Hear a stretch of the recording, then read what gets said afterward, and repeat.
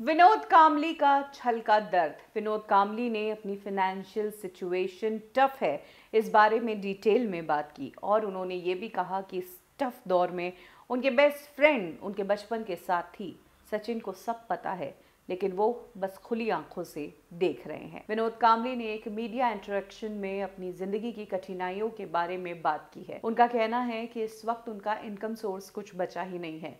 बस बीसीसीआई से जो उन्हें पेंशन मिल रही है 30,000 रुपए, उससे ही वो गुजारा कर रहे हैं। बात करें अगर विनोद कांबली के टाइम के स्टार क्रिकेटर्स की, तो शायद 30,000 रुपए तो वो अपने ड्राइवर को या अपने स्टाफ को सैलरी के रूप में देते होंगे, लेकिन इस वक्त विनोद कांबली को इसी में गुजारा करना पड़ रहा है।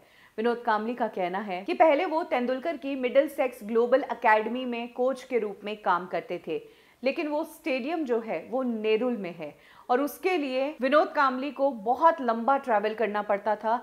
हर रोज सुबह 5 बजे उठना पड़ता था स्टेडियम तक पहुंचने के लिए। काफ़ी हैक्टिक ये हो रहा था और विनोद कांबली इसे मैनेज नहीं कर पाए, इसीलिए विनोद कांबली ने सचिन तेंदुलकर की इस अकेडमी को छोड़ा। लेकिन अब वो पूरी तरह से सिर्फ और सिर्फ बीसीसीआई से मिलने वाली 30,000 की पेंशन पर ही डिपेंडेंट है।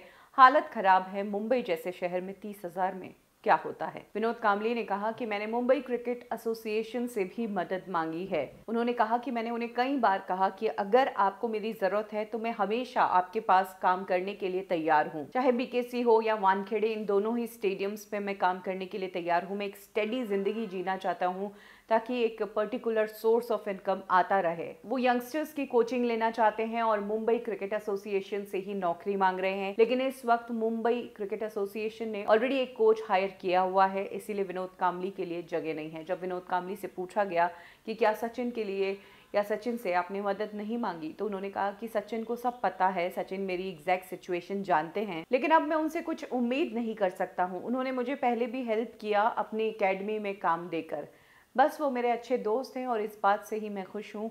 इतना काफ़ी है, वरना इससे ज़्यादा सचिन से मैं उम्मीद नहीं रखता। तो कुछ इस तरह की ज़िंदगी जी रहे हैं इस वक्त विनोद कांबली, जहाँ एक तरफ ये रिटायर्ड क्रिकेटर की असलियत भी बताता है, वहीं ये भी बताता है कि ज़िंदगी में जो दोस्ती है वो हर समय एक जैसी नहीं रहती और जब एक दोस्त स्टार बन जाता है और दूसरा दोस्त उससे उम्मीद करता है तो कैसी स्थिति बनती है।